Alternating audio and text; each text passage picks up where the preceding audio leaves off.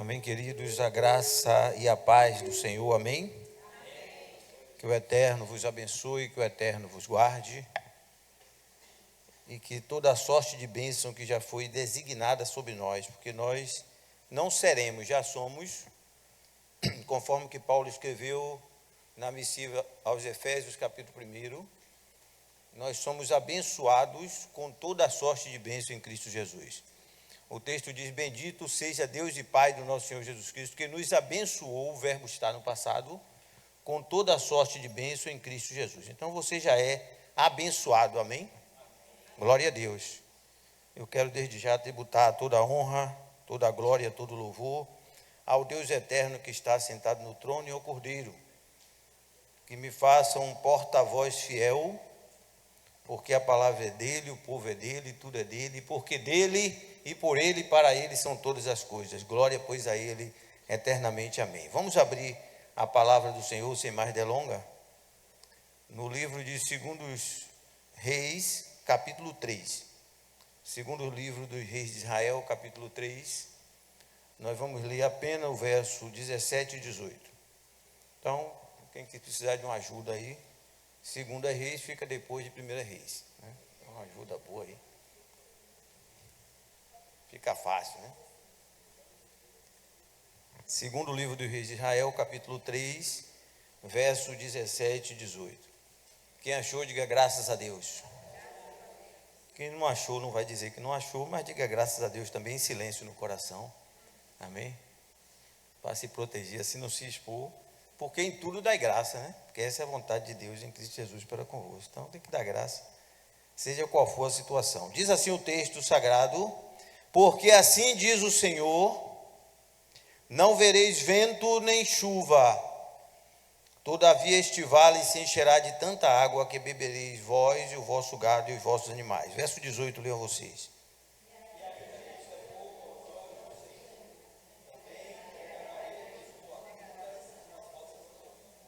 Amém. Que o Espírito Santo de Deus aplique sua ditosa palavra em nossos corações. Vamos orar mais uma vez, né? Oração nunca é muita. Pai, graças te damos pela tua palavra, Senhor. Que o Senhor use, ó Deus, o teu pequenino servo como porta-voz fiel da tua palavra. Ó Deus, usa-me poderosamente para edificar a tua igreja, trazer, ó Deus, algo profundo do teu coração ao nosso coração, que traga paz, que traga saúde, traga edificação, libertação, traga alegria. Ó Deus, que possamos ouvir o teu falar, porque o teu falar, ó Deus, nos traz alegria, o teu falar, ó Deus, nos traz quebrantamento. E no nome de Jesus Cristo, que a palavra tenha livre curso nesta noite, e todas as mentes estejam cativas ao entendimento da tua palavra. Que eu diminua e que o Senhor cresça cada dia mais, em nome de Jesus. Amém. Amados, Acabe reinava em Israel nesse tempo do texto que lemos, 2 Reis capítulo 3. Israel era o reino do norte. Todos nós sabemos que Israel, num dado momento da história, era o único reino, depois se dividiu em reino do norte e reino do sul. Então nessa época aqui já era dividido e Acabe reinava no reino do norte, cuja capital é Samaria. E Acabe tinha vencido os moabitas e subjugado, e era já costume naquela época, quando um rei vencia outra nação, colocava-lhe tributos. E como Acabe sabia que os moabitas eram exímios criadores de gado, ele colocou um tributo, que era 100.000 cordeiros e 100.000 carneiros com sua lã. E os moabitas pagavam esse tributo. Isso está no verso 4 do mesmo capítulo 3 que nós lemos. De sorte que, morrendo Acabe, Jorão reinou em seu lugar. E os moabitas se rebelaram. Agora que trocou o rei, nós vamos rebelar e não vamos querer me pagar mais. E suscitou uma guerra em Israel. Mas interessante que Jorão, assim como Acabe, fez o que não era reto aos olhos do Senhor. E aqui eu quero dar uma parada para falar algo interessante.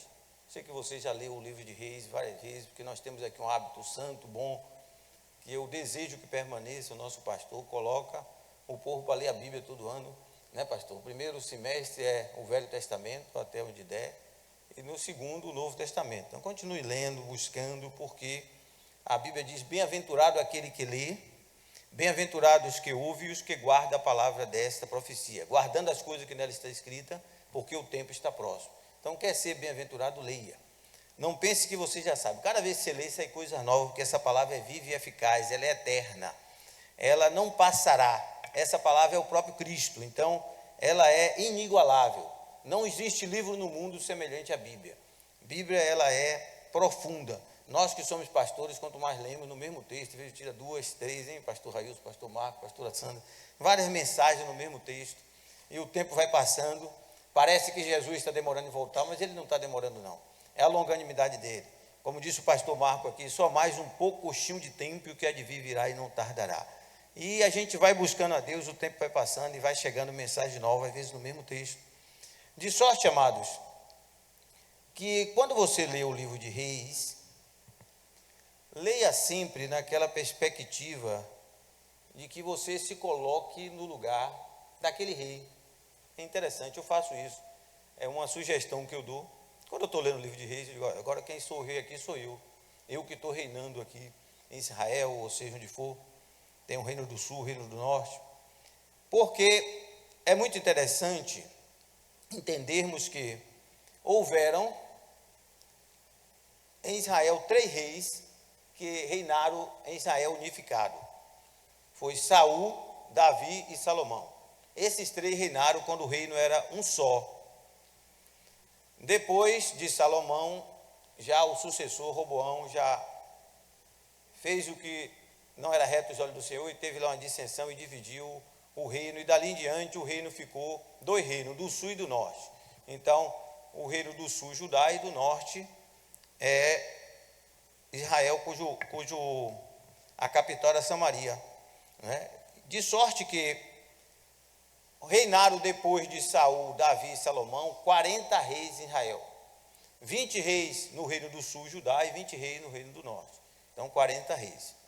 Agora preste atenção: dos 40 reis, 20 fizeram o que era reto aos olhos do Senhor e 20 não fizeram. E não era sequencial, era salteado. Entrava um, fazia o que era mal, o povo entrava em escravidão, vinha outro, fazia o que era reto, o Senhor libertava. Mas o outro, às vezes, não olhava para o que o outro fez e fazia o que era mal, o sucessor, e ficava nessa ginástica aí. De sorte que, dos 20 reis que fizeram o que era reto aos olhos do Senhor, 10 foram em Judá e 10 foram em Israel. Jorão foi um desses que não fez o que era reto aos olhos do Senhor. De sorte que ele entrou em guerra com os moabitas. O texto vai dizer que ele deixou parte da idolatria do seu pai em Israel, ficou servindo a ídolos concomitantemente com o Senhor, de sorte que Deus não aprovou o seu reinado. E nesta guerra ele temeu os moabitas, de sorte que ele convidou o rei de Edom, que era amigo dele. Edom eram os edonitas, descendentes de Esaú, um povo que não serviu o Senhor, mas ele tinha amizade. E aí eu quero já citar uma coisa muito interessante que a palavra diz. A Bíblia diz que aquele que se constitui amigo do mundo, constitui inimigo de Deus. A amizade do mundo é inimizade do Senhor. Mas Jorão tinha amizade com o rei de Edom. E ele disse: olha, eu estou em guerra com o Moabita, chamou o rei de Edom. E aí chamou também o rei Josafá, que era rei de Judá, dizendo: olha, me ajude aí, porque nós somos do mesmo reino, só tem essa divisão aqui, norte e sul, mas eu estou em guerra, preciso de ajuda. E o texto vai dizer que saiu o rei de Israel, que era Jorão, o rei de Edom e o rei de Judá para esta guerra. Imagine quem deu o conselho para onde ir, o que fazer, foi o rei de Edom, que era dos 3 o pior, porque era um rei pagão. Jorão estava em desobediência, mas era um rei da parte de Deus. Josafá era um rei obediente, mas não ouviram o conselho de Josafá no primeiro momento. E a Bíblia diz que partiram 3 reis, o rei de Israel, o rei de Judá e o rei de Edom. E andaram o caminho de 7 dias no deserto de Edom, sem água. Agora imagine, irmão, vai lutar contra outra nação e está andando 7 dias no deserto sem água. aquela situação terrível. E aí, Josafá toma a palavra. Mas antes de falar do que Josafá falou, Deus está me incomodando aqui, eu falei uma coisa e não completei.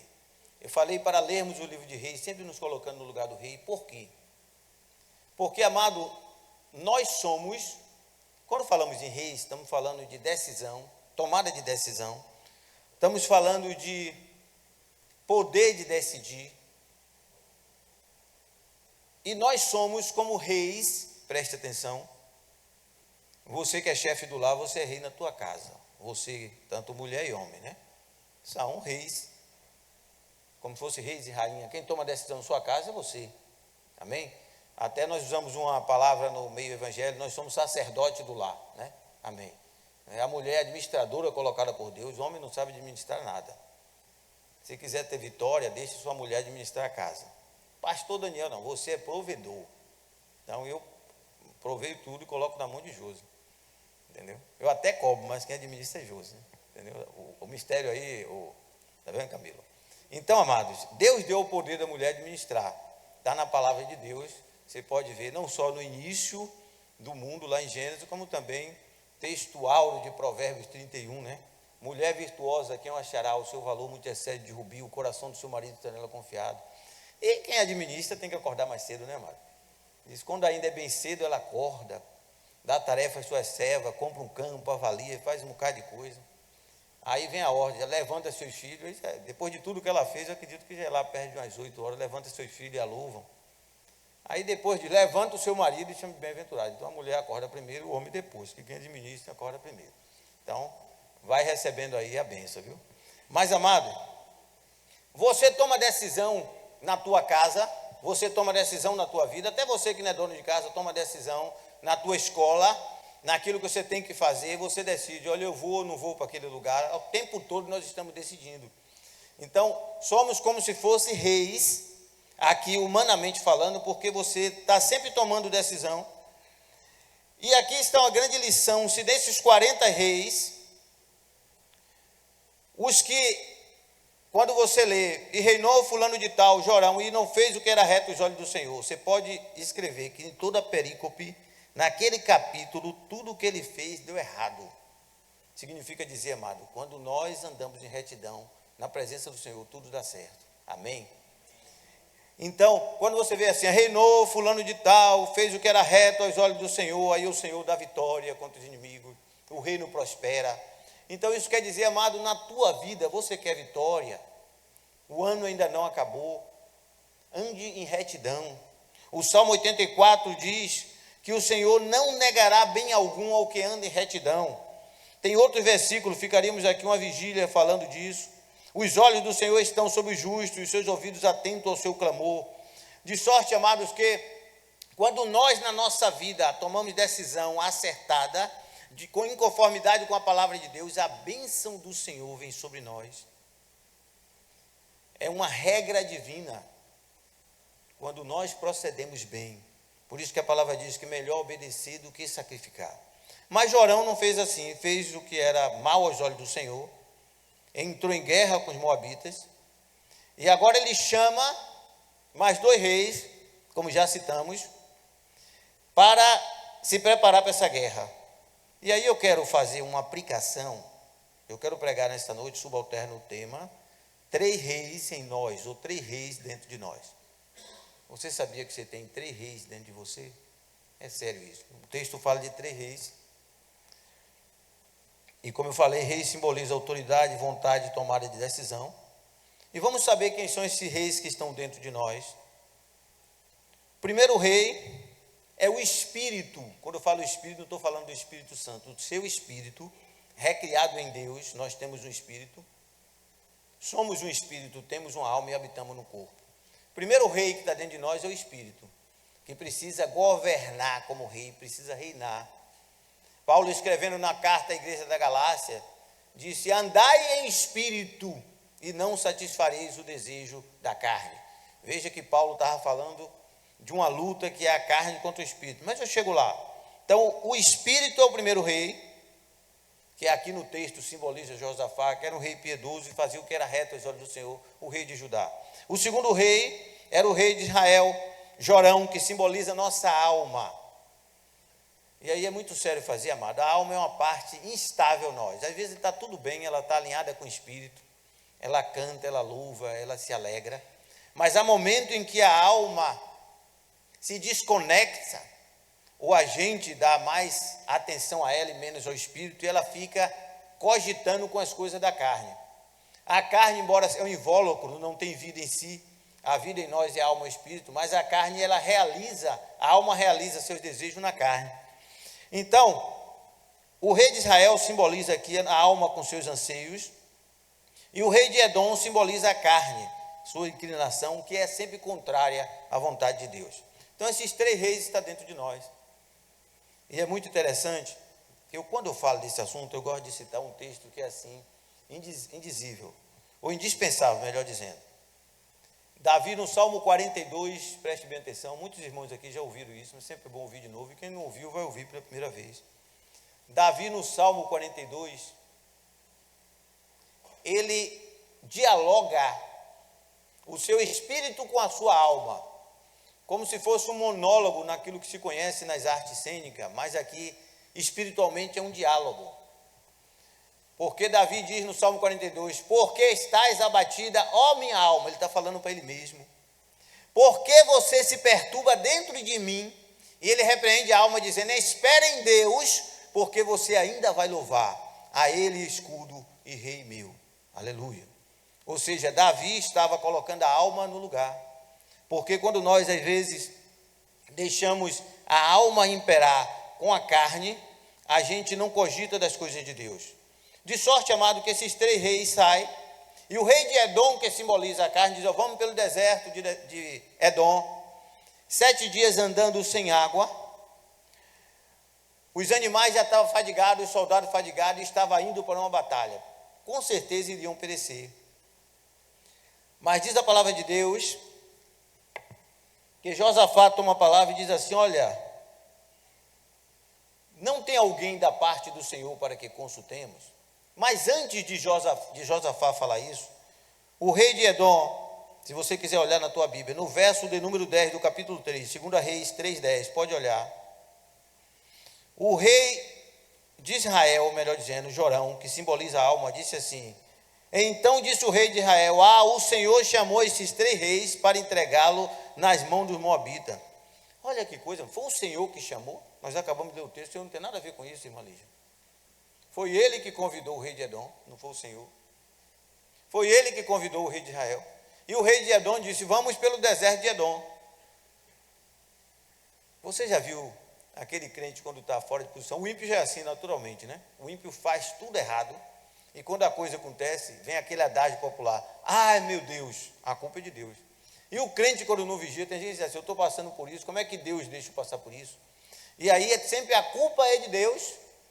Isso é natural da alma. A alma, quando ela está desconectada da palavra, do Espírito, ela sempre culpa a Deus, como que Deus que colocou o rei Jorão naquela situação. Quando o texto diz que Jorão não fez o que era reto aos olhos do Senhor e continuou na idolatria. Então não foi Deus, foi ele. Isso aqui é a consequência do pecado. De sorte, amados, que Josafá, vendo aquela situação, Josafá tipifica o Espírito, e ele diz, não há alguém da parte do Senhor para que consultemos, verso 11, e alguém ali, daqueles soldados, disseram, tem aqui Eliseu, filho de Safate, que colocava água na mão de Elias. Eliseu aqui simboliza a palavra, o Espírito Santo. E ali mandou chamar Eliseu. E quando Eliseu chega, Eliseu vê aquela situação e Eliseu fala algumas coisas muito interessantes que eu quero citar para vocês. Versículo de número 13 de 2 Reis, capítulo 3. E disse Eliseu ao rei de Israel, que tenho eu contigo? Vai aos profetas do teu pai e da tua mãe.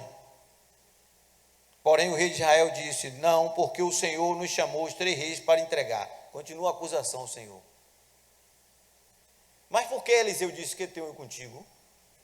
Porque Eliseu entendeu que ele era um rei desobediente, que servia a ídolos, tinha desprezado o Senhor.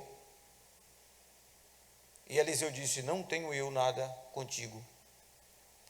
E Eliseu nem dirige a palavra ao rei de Edom, porque a carne não cogita das coisas de Deus, não tem aliança com Deus.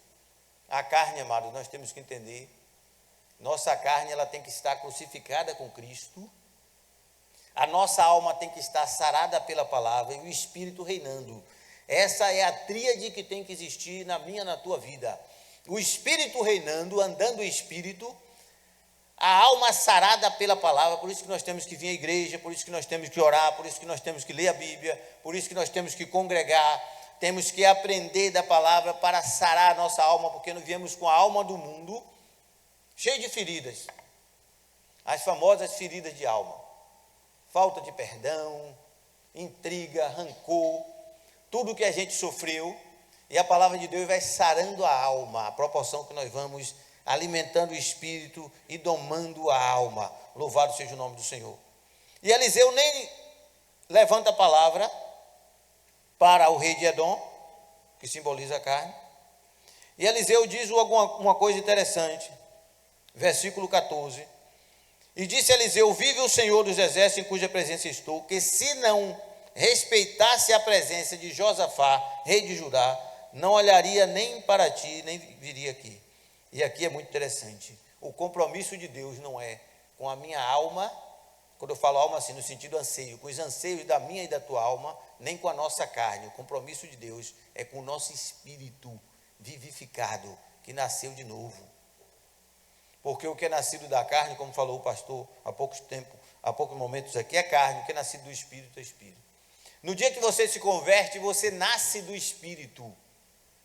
Seu espírito que estava separado de Deus, morte é separação, ele volta a ser religado com Deus, e ele começa agora a ter comunhão, a receber palavra, a ouvir de Deus, e esse espírito precisa ser alimentado, para que a carne seja subjugada, e a alma seja sarada.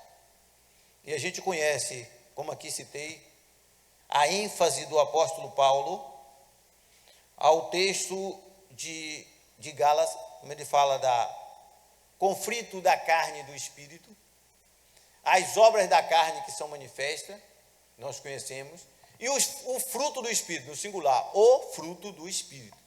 Embora é o fruto no singular, você pode conferir na tua Bíblia, ele é amor, paz, longanimidade, mansidão, domínio próprio, temperança, né? Dá aí uns 9. Às vezes a gente disser assim, o fruto que representa bem esse é a tangerina, né? Que é um fruto só, mas quando você tira a casca, ela tem vários gomos, né? O fruto do Espírito, como fosse assim. Quem tem o fruto do Espírito é um só. Tem toda aquela descrição que Paulo dá na carta aos cristãos da galáxia. Contrário de ciúme, dissensão, intriga, zombaria, gritaria, que são frutos da carne, que não pode mais reinar em nós. O cristão tem que ser diferente. Mas isso só quando o Espírito reina em nós. Deus é Espírito, importa que os que o adorem em Espírito e em verdade. O pastor pregou ontem, citou hoje de manhã, esse texto tremendo que Deus disse à mulher samaritana. E aqui, o verso 15, Eliseu ali estava naquela situação, imagine, 3 reis com seus exércitos num deserto, 7 dias sem água. E ele precisava profetizar. Ele diz assim: trazei-me aqui um músico. No texto está tangedor, quem dedilhava harpas. E ali o levita começa a louvar. E enquanto o levita louva, diz o texto sagrado que vem a unção do Espírito Santo sobre Eliseu, e ele profetiza o texto que nós lemos: não vereis vento nem chuva.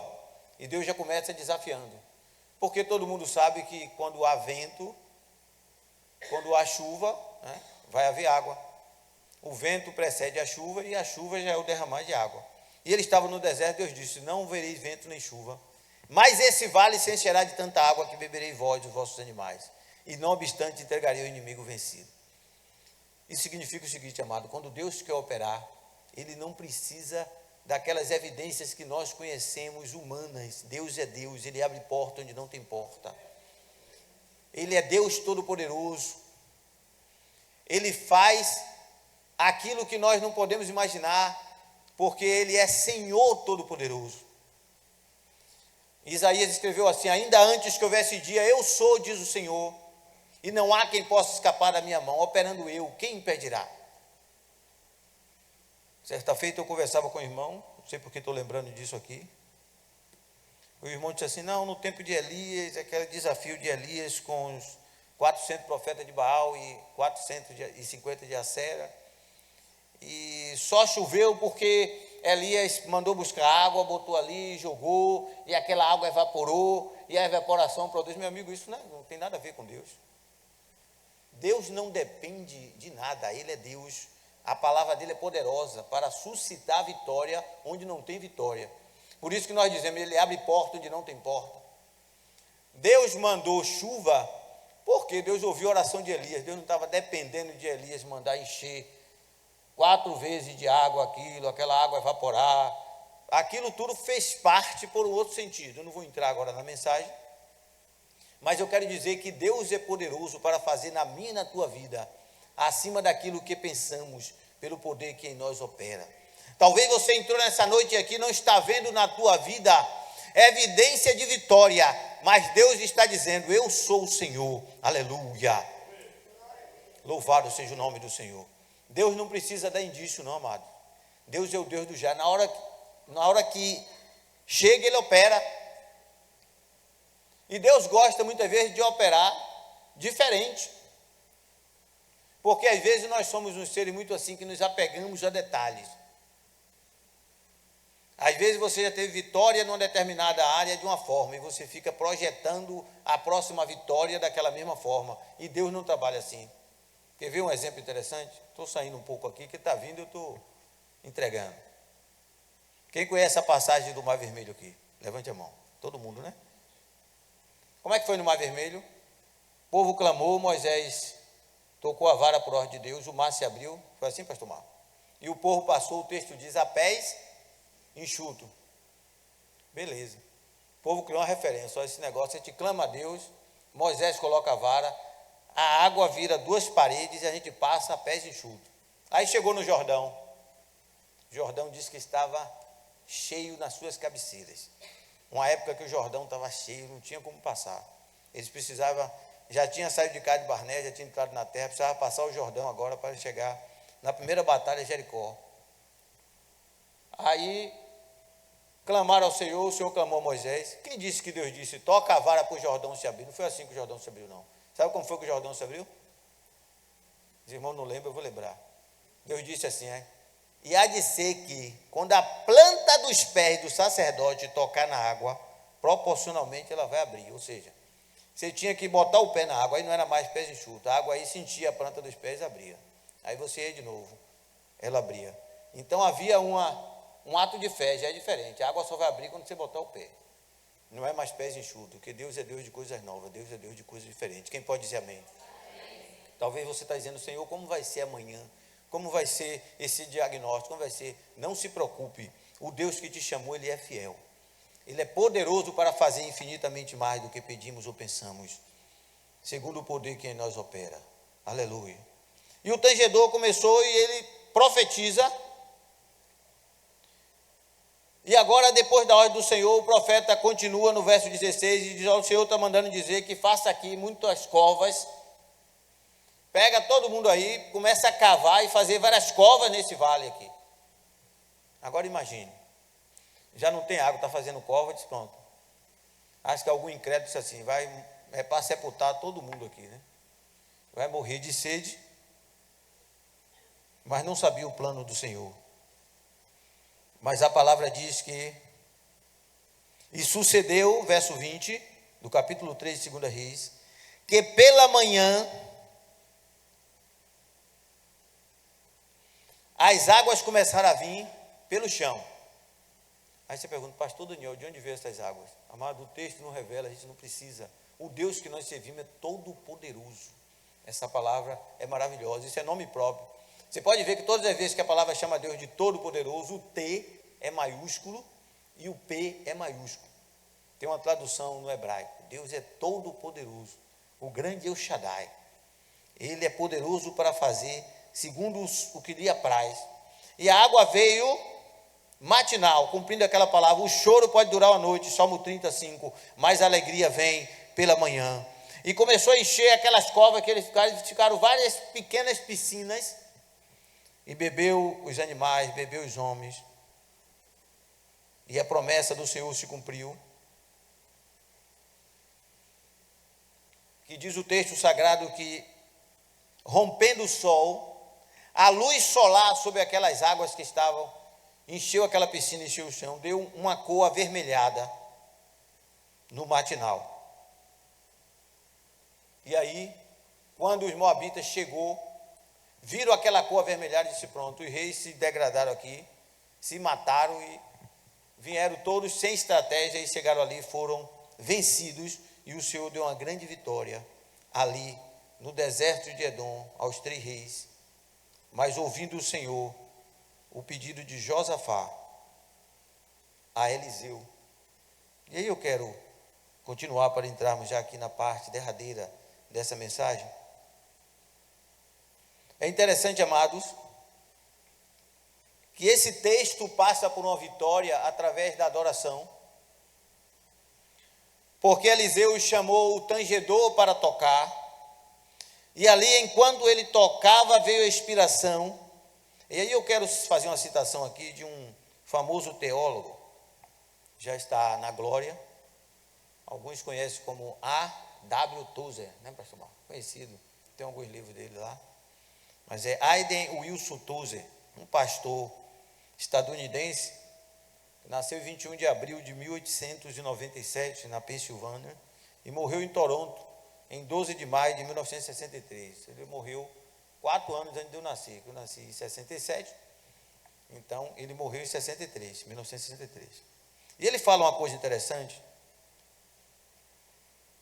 diz assim: adoração não é a música que você canta, é a vida que você leva quando a música para de tocar. Segurou aí, Jairo? Forte, né? Adoração não é a música que você canta, é a vida que você leva quando a música para de tocar. Amados, essa frase é tão antiga, porque ele já tem muito tempo que partiu para o Senhor, mas muito forte, porque quando falamos em adorar é um ato do Espírito, por isso que o pastor pregou ontem aqui com muita propriedade. O Senhor diz que o Pai procura os que o adoram em espírito e em verdade, porque a carne não adora, a alma às vezes adora quando ela está alinhada pelo Espírito, mas ela às vezes murmura. A alma é muito instável, depende, a alma é um pouco bipolar, depende quem é que você está alimentando mais, né? Alguém já disse assim, que é como se as duas naturezas que a gente tem, espírito e alma, fossem 2 tigres, né? 2 leões. Quem você alimenta mais impera, e a alma ela fica sendo levada. Por isso que Davi teve que exortar, eu citei aqui o Salmo 42, porque estás abatido a minha alma. Veja que o espírito de Davi não estava abatido, quem estava era a alma, mas Davi não estava vivendo segundo o curso da alma.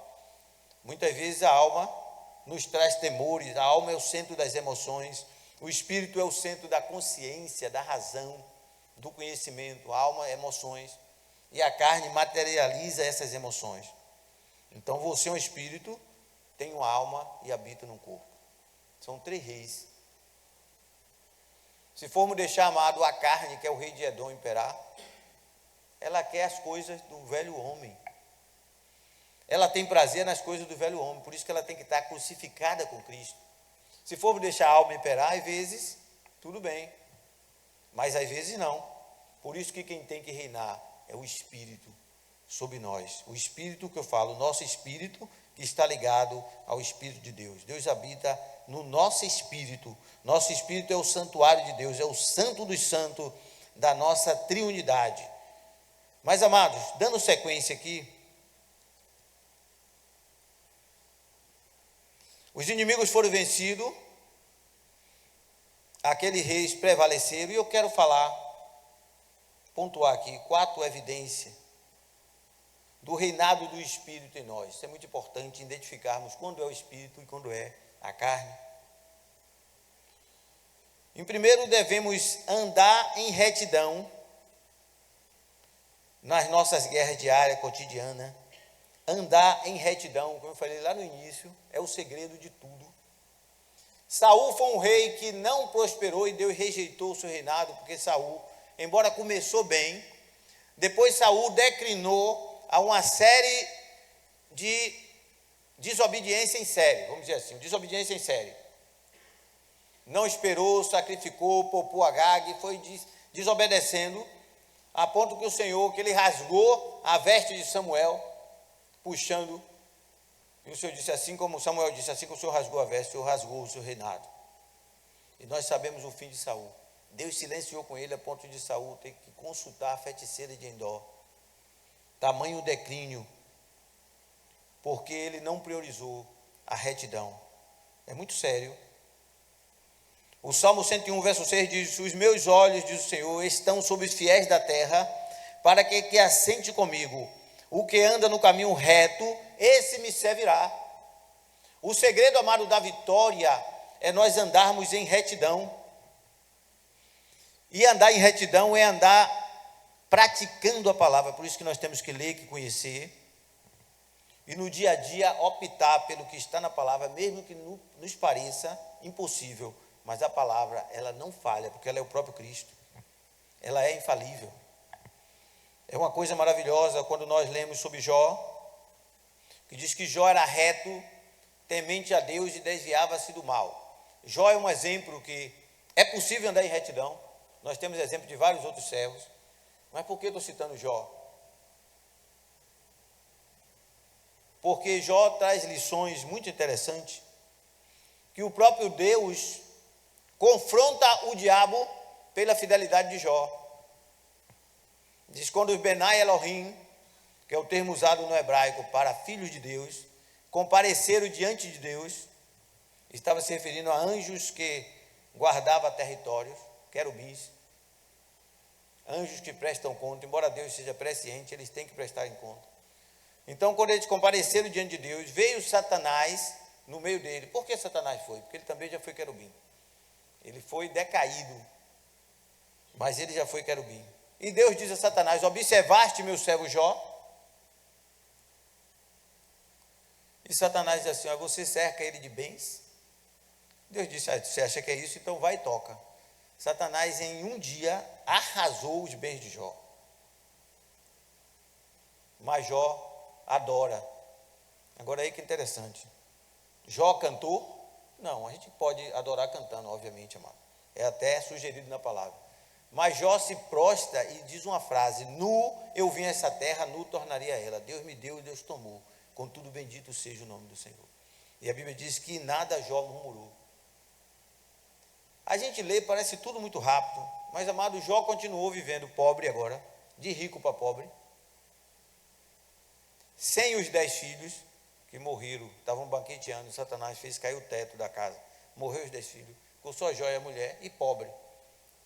E às vezes a gente pensa assim: aí aconteceu. Não, ficou um tempo até longo, amado. Aí o texto vai dizer: vindo os Benai Elohim de novo na presença do Senhor, que era uma coisa que acontecia com o tempo, veio Satanás no meio deles. Aí Deus disse: viste, Satanás, que Jó era fiel a mim incondicionalmente? Aí Satanás disse: não, porque toda preciosidade do homem é a sua saúde. Aí Deus disse: então toca na saúde dele, mas não tira a vida. Satanás aí coloca uma das piores enfermidades que já se viu na face da terra sobre Jó. Mas Jó era esse adorador aqui que A.W. Tozer, né, vivia. Porque é interessante hoje, amado, que nós somos observados o tempo todo por uma grande nuvem de testemunhas. Eu já preguei isso aqui. E são testemunhas físicas e espirituais. Não pense que quem está te olhando só é seu vizinho, o colega de trabalho, o colega de escola, as pessoas do seu convívio estão te olhando. É uma parte dessa nuvem de testemunha. Mas tem uma segunda parte, que são os demônios estão te olhando. Está de redor, olhando para mim e para você. Tem também os anjos de Deus que estão acampados ao nosso redor, estão nos olhando. E tem Deus que é onisciente, onipotente, onipresente, está nos olhando. Então, uma nuvem de testemunha que tem espirituais e físicas. Então, isso é muito sério quando nós falamos de andar em retidão, de não dar brecha. porque isso é que nos traz um diferencial. A Bíblia diz assim, um versículo de Provérbios: "Ser sábio, filho meu, e alegra o meu coração, para que eu tenha que responder àquele que me vituperar." Deus usa muitas vezes a fidelidade de um para confrontar outro. De sorte, amados, que, em segundo lugar, para nós corrermos aqui, consulte sempre o Senhor pela sua palavra em tudo que você vai fazer. Josafá podia muito bem dizer: olha, eu sou temente a Deus, eu estou aqui, Deus vai fazer alguma coisa, amém, Deus vai fazer. Mas o que foi que ele disse? Tem alguém da parte do Senhor para quem consultemos? Naquele tempo era o oráculo, era o profeta, era a maneira. Hoje é a palavra de Deus. Hoje nós temos que dizer: Senhor, o que é que o Senhor quer me falar em relação a isso? Você ora, você depende, você busca, e Deus vai falar, porque Ele é fiel. Isso aqui é algo tremendo, é como se fosse o Urim e o Tumim na mão dos sacerdotes, né? Duas pedras que havia, luzes de perfeição, que Deus falava também ao sacerdote. Quando você abre essa palavra, quando você depende, Deus usa essa palavra para nos trazer direção. E foi assim que Josafá teve vitória, consultando o Senhor. É interessante quando você lê Josafá, você lê Davi. Davi não tomava uma atitude sem consultar o Senhor. Você vê na história de Davi, ele diz assim: Senhor, devo descer para ajudar Keila? Era uma cidade. Deus diz: desce. Às vezes, Senhor, devo fazer isso? Deus diz: faz. E Deus gosta dessa dependência. Isso é uma evidência de quem anda no Espírito. Porque quem não anda no Espírito se precipita. Faz aquilo que vem no seu coração, faz na precipitação da sua carne, faz no emocionalismo e não consulta o Senhor. Saul era assim. E aí vem o revés, vem as adversidades. Em terceiro, viva em adoração. E aí, quando eu falo viva em adoração, será que eu estou falando somente em viver cantando? Quando você canta, você está adorando. Quando eu falo viver em adoração, é viver em obediência. Porque para Deus, a adoração é também a obediência. A adoração é um ato de você, quando você diz assim: olha, eu rejeito aquela situação que não está de acordo com a palavra, você está adorando. Deus está olhando e diz: olha, ali é o meu servo que me adora. E Deus nos dá vitória, amados. Porque Ele contempla as nossas ações estão de acordo com a sua palavra. Isso é a evidência de quem vive no Espírito. Ele não se precipita, ele não toma atitude por si próprio, ele busca sempre do Senhor. Eu vou correr aqui. Em quarto e último, sempre devemos cumprir a vontade do Senhor, ainda que nos pareça incompreensível. No texto que lemos aqui, quando Deus diz assim: cave pelo profeta, cave várias covas. Amados, confiaram, não houve desobediência. E Deus sabia por quê. Agora imagine se não fizesse isso. Quando as águas viessem, passaria, ele estava no deserto. O deserto naquele tempo era de areia, ia perder a oportunidade de ter, para ter vitória. Quantas vezes o Senhor está falando algo ao meu, ao teu coração, e nós estamos assim, relutando, mas por que isso parece não lógico? Deus não trabalha com lógica. Deus é Senhor Todo-Poderoso. Ele vê aquilo que não podemos ver, Ele sabe aquilo que não sabemos. E Ele é um Pai amoroso que tem o melhor para nós. Deus já começou uma obra em nossa vida, amados, e Ele está aperfeiçoando. Então tudo que você vai passar faz parte de um processo para um bem muito maior, embora não pareça para você, mas isso faz parte. Por isso que Asaf disse, Asaf também é um adorador: foi bom eu ter sido afligido para compreender a sua lei. Às vezes nós passamos por algo, é um trabalhar de Deus para nos levar a uma posição, para ali nos dar uma grande vitória. Nós estamos sendo guiados, você não tem mais domínio sobre você. Por isso que nós chamamos nosso Deus de Senhor, porque é Ele que domina, é Ele que guia, é Ele que direciona, é Ele que cria as situações para nos abençoar. Eu estou aqui lembrando de um testemunho que eu contei aqui. Quando eu estava falando isso, senti vontade de contar o testemunho e veio isso, então, para contar rapidamente aqui. Já estou entregando a palavra. Durante a pandemia, não me lembro se foi, deve ter sido 2021, foi bem no pandemia começou em março de 2020. Então, 2020 foi um ano terrível, 2021 foi o pior. E depois de 2022 ela começou a declinar para findar. Então fomos aí 2 anos e meio terríveis. Em 2021, quando estava tudo fechado, nós estávamos com o escritório fechado, tudo home office. De repente eu recebo do Serasa uma comunicação que meu nome estava negativado com dois valores. Não tomei nada porque eu estou negativado. E quando eu fui verificar, no interior de Minas Gerais, eu estava como fiador de um cidadão, dentro do Banco Itaú, com 2 valores lá, 10 mil e pouco e outro de 5 mil e pouco, dava uns 15 mil, que ele me colocou como fiador, não pagou e já estava indo para a SPC, Serasa, negativando. E ele naquela hora a gente sente, né? Aí entra a alma. Né? A alma vai pensar assim, poxa, como é que Deus deixou isso acontecer? Isso é alma. Mas por isso tem que dar graça por tudo. Mas dar graça nessa hora não é fácil não, meu irmão. É fácil? Não é não. Mas quando nós entendemos que a palavra diz assim, tudo dai graça, que essa é a vontade de Deus, e nós entendemos que nós somos guiados por Deus, temos que ter fé para dar graça. Quer que eu diga a verdade? Eu não me lembro se eu dei graça, mas eu fui muito diligente em procurar saber o que foi. Eu sou cliente de Itaú, liguei, a gerente disse, não, o senhor está aqui, mas não assinei nada. Me deu o contrato, ele nunca me mandava o contrato, e foi uma luta. Como eu tenho advogados que são parceiros meus, eu acionei rápido. Já mandei tudo para o advogado e pequenas causas. Passaram uns 4 meses, teve audiência. Me lembro que eu em casa, home office pelo computador, o advogado na casa dele e a juíza lá, não sei se ela estava na casa dela, foi tudo. E a advogada também ficou lá, a tela dividida em 4, todo mundo home office, em plena pandemia. E ali, logo na primeira audiência, tive vitória. E o valor da indenização, que era para tirar o nome e pagar um danos morais, porque eu não assinei, usou meu nome, o cara na verdade pegou, o cara era representante da Claro, eu sou cliente Claro, ele pegou meus dados dentro da Claro, eu acionei a Claro também, mas não ganhei, só ganhei contra ele.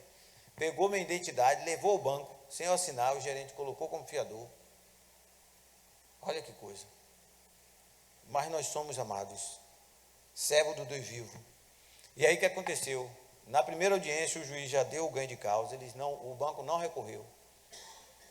E o valor da indenização foi exatamente o valor que eu tinha que pagar, a rescisão de um funcionário que trabalhava 14 anos conosco e eu não ia ter aquele dinheiro fácil para pagar. Então Deus estava providenciando a rescisão do funcionário que eu precisava pagar. Presta atenção, isso é ser guiado, amados. Todas as coisas cooperam para o nosso bem. O bem daqueles que amam a Deus, que foi chamado pelo seu decreto. Eu não sei o que você está vivendo na tua vida, mas creio o seguinte, você tem um dono, você é menina dos olhos de Deus. Deus é Senhor sobre a minha e a tua vida. Tudo coopera, desde que você está andando em retidão. É diferente, amado. Não estive lá no banco, né? Tomei um dinheiro, não paguei, depois cheguei no gabinete do pastor Marco, pastor, ora aí para Deus fazer sumir. Não é assim que Deus opera, não. É diferente, né, irmão? Eu estou tentando mostrar que é diferente. Andar em retidão é você dizer, olha, eu estou aqui na minha torre de vigia em retidão. Não é fazer dívida e depois querer que vem para a campanha para Deus resolver. Não é isso. Andar em retidão não é isso. É você estar na tua posição. E aí sim, Deus trabalha para reverter. Tem um versículo que diz assim, que Deus transforma a maldição em bênção, no livro de Números. Quando Balaão queria amaldiçoar, diz, contudo o Senhor converteu maldição em bênção. Vamos ficar de pé, atenção.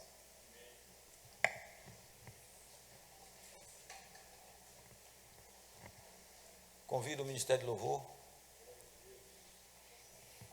Ou então, conforme o tempo de Jairo, o conjunto. Está vendo?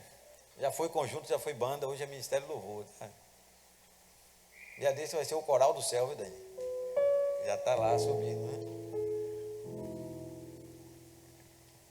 E aí, amado, dentro do que Deus falou, feche seus olhos nesta hora. Eu quero só fazer uma oração para já passar o pastor, 5 para as 8.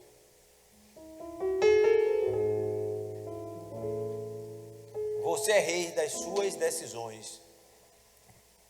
E como você está tomando essas decisões? Será que toma no afã da alma, no impulso da alma, ou está consultando o Senhor?